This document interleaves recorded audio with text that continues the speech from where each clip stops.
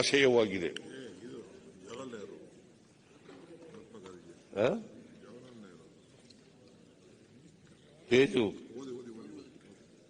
ಪ್ರತಿಯೊಬ್ಬರ ಕಣ್ಣೀರನ್ನು ಒರೆಸುವುದು ಮಹಾತ್ಮ ಗಾಂಧೀಜಿಯವರ ಆಶಯವಾಗಿದೆ. ಇದು ನಮ್ಮ ಇತಿಮಿತಿಯನ್ನು ಮೀರಿದ್ದಾಗಿರಬಹುದು, ಆದರೆ ಕಣ್ಣೀರು ಮತ್ತು ಭಾವನೆಗಳು ಇರುವವರೆಗೆ ನಮ್ಮ ಕಾರ್ಯ ಪೂರ್ಣಗೊಳ್ಳುವುದಿಲ್ಲ. ಜವಾಹರ್ಲಾಲ್ ನೆಹರು ಹೇಳಿರೋದು. ಮಹಾತ್ಮ ಗಾಂಧಿ ಅವರ ಹೆಸರು ಹೇಳಿರೋದು, ಅವರು ಹೇಳಿದ್ದು ಅಂತ. ನಮ್ಮ ದೇಶದ ಮೊದಲ ಪ್ರಧಾನಿ ನೆಹರೂರವರ ಆಶಯದಂತೆ ಹಣದುಬ್ಬರ, ಹೆಚ್ಚುತ್ತಿರುವ ಅಸಮಾನತೆ ಹಾಗೂ ನಿರುದ್ಯೋಗದಿಂದ ಜರ್ಜರಿತವಾಗಿರುವ ಜನಸಾಮಾನ್ಯರು, ಮಹಿಳೆಯರು, ರೈತರು, ಯುವಜನತೆ ಮತ್ತು ಸಮಾಜದ ಕಟ್ಟಕಡೆಯ ವರ್ಗಗಳಿಗೆ ಅಗತ್ಯವಿರುವ ಬೆಂಬಲವನ್ನು ಒದಗಿಸಲು ಹಾಗೂ ಸಮಗ್ರ ಮತ್ತು ಸಮೃದ್ಧ ಕರ್ನಾಟಕವನ್ನು ಕಲ್ಪಿಸುವ ದೃಷ್ಟಿಕೋನದೊಂದಿಗೆ ಕಲ್ಯಾಣ ಆಧಾರಿತ ಬಜೆಟ್ ಅನ್ನು ನಾನು ಮಂಡಿಸಿದ್ದೇನೆ. ಕಲ್ಯಾಣ ಆಧಾರಿತ ಬಜೆಟ್ ಅನ್ನು ನಾನು ಮಂಡಿಸಿದ್ದೇನೆ. ಮುಖ್ಯವಾಗಿ ನಾನು ವಿತ್ತೀಯ ಕೊರತೆಯನ್ನು ಜಿಎಸ್ಡಿಪಿಯ 3ರೊಳಗೆ ಮತ್ತು ಹೊಣೆಗಾರಿಕೆಗಳನ್ನು ಜಿಎಸ್ಡಿಪಿಯ 25ರೊಳಗೆ ಕಾಯ್ದುಕೊಳ್ಳುವ ಮೂಲಕ ವಿತ್ತೀಯ ಶಿಸ್ತನ್ನು ಪಾಲಿಸಿರುತ್ತೇನೆ. ಮಧ್ಯಮಾವಧಿ ವಿತ್ತೀಯ ಯೋಜನೆಯಲ್ಲಿ ಅಂದಾಜಿಸಿರುವಂತೆ 12 ವರ್ಷಗಳ ನಂತರದಲ್ಲಿ ರಾಜಸ್ವ ಹೆಚ್ಚುವರಿಯನ್ನು ಸಾಧಿಸುವ ವಿಶ್ವಾಸ ನನಗಿದೆ. ಆಯವ್ಯಯದಲ್ಲಿ ಘೋಷಿಸಿರುವ ಸರ್ಕಾರದ ಎಲ್ಲ ಕಾರ್ಯಕ್ರಮಗಳನ್ನು ಜಾರಿಗೆ ತರಲು ಸದನದ ಎಲ್ಲ ಸದಸ್ಯರ ಸಂಪೂರ್ಣ ಸಹಕಾರವನ್ನು ಕೋರುತ್ತೇನೆ. ನಿಮ್ಮೆಲ್ಲರ ಸಹಕಾರದಿಂದ ರಾಜ್ಯವನ್ನು ಅಭಿವೃದ್ಧಿಯ ಪಥದಲ್ಲಿ ಮುನ್ನಡೆಸುವ ವಿಶ್ವಾಸ ನನಗಿದೆ. ನಾನು ಈಗ ಆಯವ್ಯಯವನ್ನು ಗೌರವಾನ್ವಿತ ಸದನದ ಪರಿಗಣನೆಗಾಗಿ ಮಂಡಿಸುತ್ತಿದ್ದೇನೆ ಹಾಗೂ ಆಯವ್ಯಯ ಅಂದಾಜಿನನ್ವಯ 2024-25ನೇ ಸಾಲಿನ 31ನೇ ಮಾರ್ಚ್ 2025ರವರೆಗಿನ ವೆಚ್ಚವನ್ನು ನಿರ್ವಹಿಸಲು ಪೂರ್ಣ ಆಯವ್ಯಯವನ್ನು ಅಂಗೀಕರಿಸಲು ಕೋರುತ್ತಿದ್ದೇನೆ. ಜೈ ಹಿಂದ್, ಜೈ ಕರ್ನಾಟಕ.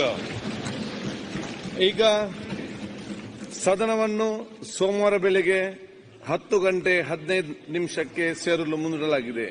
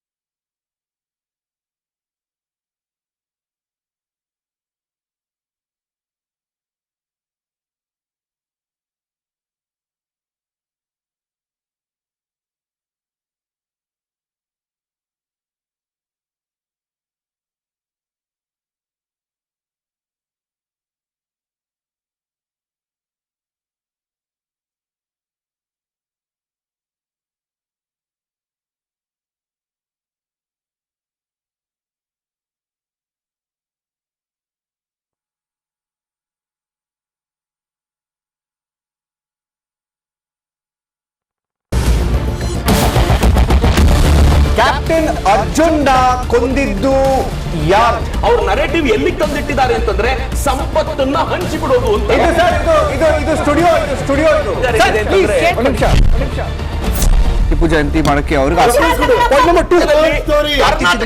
ಖಂಡಿಸಿದ್ರು. ವೆರಿ ನೈಸ್ ಯಾರು ತಪ್ಪು ಮಾಡಿರೋದಿಲ್ಲಿ? ಓಲೈಕೆ ಹೇಳಿಕೆ ಇದು ಅಂತ ಹೇಳಿ ಯಾಕೆ ಪರಿಗಣಿಸಬಾರದು? ಕಿಚ್ಚಕ್ಕಲ್ಲ ಇದು ವೇದಿಕೆ. ಇದು ಫೋಟೋ ಎಲ್ರಿಗೂ ಒಂದು ಟೈಮ್ ನಿಮ್ಮ ಸಮಯ ಮುಗಿದಿದೆ. ಅವ್ರು ಹೇಳಕ್ಕಿಂತ ಮುಂಚೆನೆ ಹೇಗೆ ಪ್ರತಾಪ್ ಸಿಂಹ ಪಾಸ್ ಕೊಟ್ಟಿದಂತ ಆಗ್ಲಿ ಡಿಕ್ಲೇರ್ ಆಗೋಗಿತ್ತು ಅಂತ ನನಗೊಂದು ಡೌಟ್ ಬಂತು. ಅರೆ ಯಾರ್ ಸಾಕು ನಿಲ್ಸ್ರಿ, Please. ಸಾಕು ನಿಲ್ಸಿ. Please. ಕೆಟ್ಟ ಪದ ಬಳಕೆ ಕಾಂಪಿಟೇಷನ್ ಇಟ್ಟಿಲ್ಲ ನಾವಿಲ್ಲಿ.